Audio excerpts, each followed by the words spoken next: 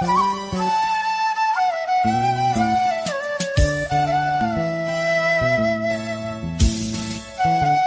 To my channel. இன்றைக்கி என்ன video பார்த்தீங்கன்னா, லெக் பீஸ் வறுவல் எப்படி செய்யலான்னு சொல்லிட்டு பார்ப்போம். ரொம்ப சிம்பிளான மெத்தட் தான்.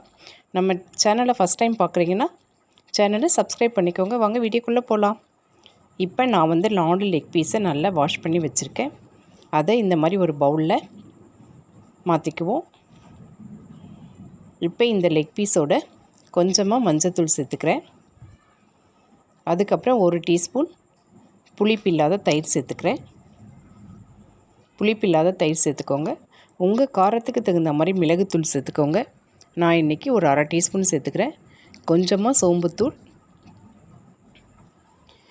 கொஞ்சமாக ஜீரகத்தூள், கொஞ்சமாக கரம் மசாலா தூள், அதுக்கப்புறமா கொஞ்சமாக மிளகாய்த்தூள் சேர்த்துக்குவோம். இது எல்லாமே நீங்கள் எடுக்கிற அளவுக்கு தகுந்த மாதிரி கூட்டவோ குறைச்சிக்கவோ செஞ்சுக்கோங்க. தேவையான அளவுக்கு உப்பு சேர்த்துடுவோம். உப்பு சேர்த்துட்டு இதை நல்லா கிளறிக்குவோம். மசாலாலாம் நல்லா ஒன்றோடு ஒன்று ஒட்டி வரட்டும். இப்போ இது கூட 1/2 டீஸ்பூன் கார்ன்ஃப்ளவர் மாவு, 1 டீஸ்பூன் எண்ணெய் சேர்த்து நல்லா கிளறி வச்சிடுறேன். இதை ஒரு 1/2 அன் ஹவர் அப்படியே வச்சிடுறேன். நல்லா ஊறட்டும். அப்போ தான் லெக் பீஸ் சாப்பிடும்போது நல்லா சாஃப்டாக இருக்கும்.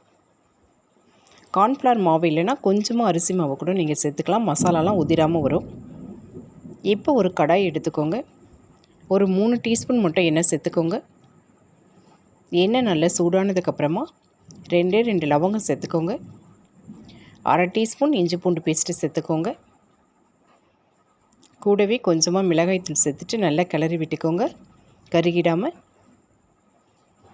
இப்போ இது கூட நாம் மசாலா தடவி வச்ச லெக் பீஸை ஒன்று ஒன்றா வச்சுக்குவோம். இப்போ இதை லெக் பீஸ் எல்லாத்தையும் சேர்த்துடுவோம்.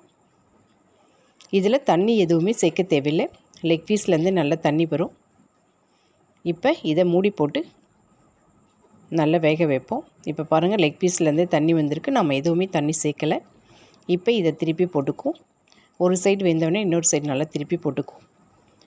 இந்த மாதிரி நல்லா முறுமுறுன்னு எடுத்துக்கோங்க. இது செய்கிறதுக்கு உங்களுக்கு பார்த்திங்கன்னா ஒரு 5லேருந்து 7 நிமிஷம் தான் ஆகும்.